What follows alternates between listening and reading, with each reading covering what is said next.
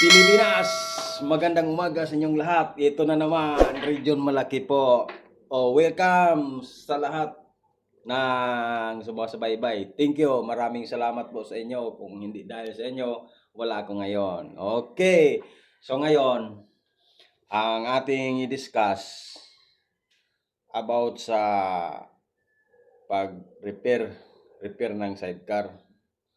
So, kapag yung flooring yung i-repair nyo, halimbawa, flooring, mahirapan kayo kung paano yun mag-repair, di ba? So, para mas madali, ito na lang ang gawin nyo. Yung buong flooring niya, di ba, yon, tapos sira yon.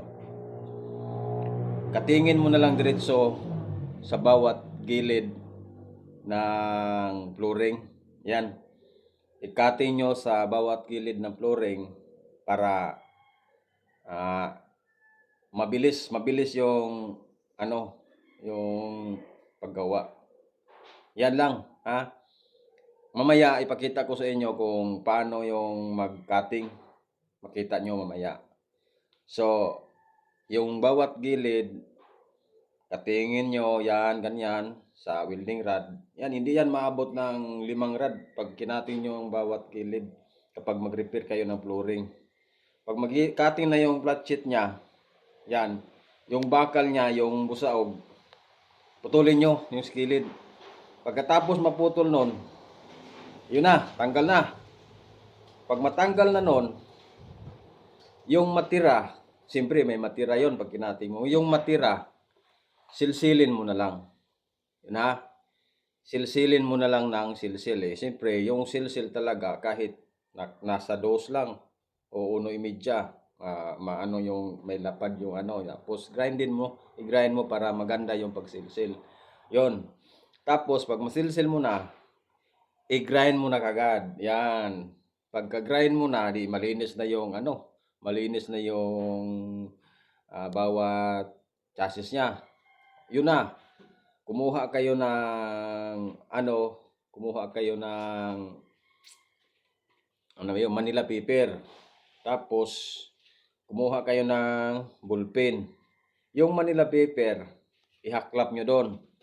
Haklap nyo. Pagkatapos nyong ihaklap, bagisan nyo ng gilid ng ballpen. Yon. Tapos pag nabagisan nyo bawat gilid, makuha na nyo yung pattern. Katingin nyo sa gunting.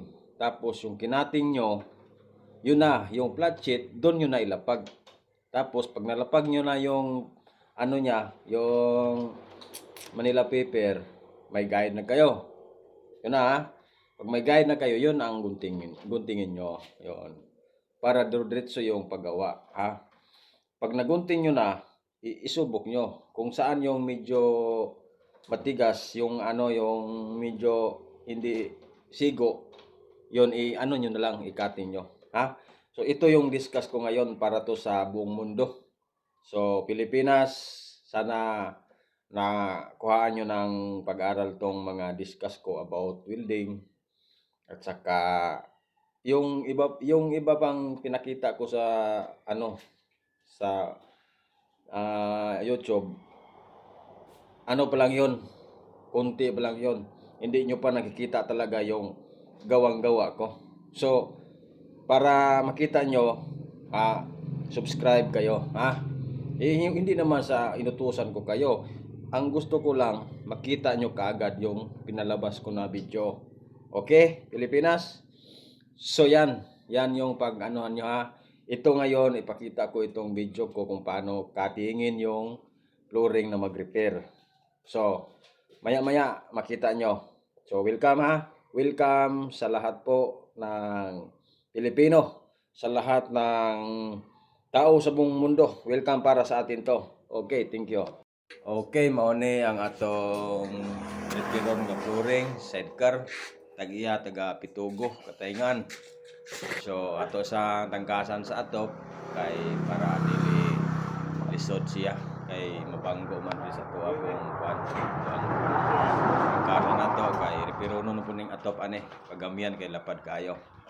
So ato isang ipadaplin para matrabaho na sunod ang adlaw. Okay, tara ang flooring mga boss. Pag-repair ninyo flooring, wildingon na nang isig kakilid. No, wildingon na doon at tangkaso na to na ang iyahang buong flooring. So now na tangkas ang toolbox para nga kuan tanawa guba na kaya ang flooring una nga ato na ning baklason. So yan toolbox atong unahon. Yan. So mao ni siya. Mao ni siya ang flooring nga atong repironon. Okay. Ang tagiyan ni taga Pitugo. Pitugo. Okay, shout out sa kang kapitan ang tagiyan ni Pitugo.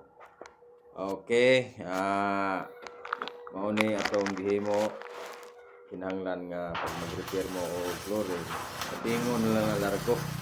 Dili na ingnon nga inyo pang tangkas paon ang katsit ibilin ang busaog di na. Tangkaso ng largo da ang busaog kay ang busaog ani sabay mo so mo ni gitangkas nato ang toolbox. So inani ra mag-repair flooring na post tricycle kaso ninyo ang toolbox yan katingon nato kasi kakilid para nga diretso na ang tangkas.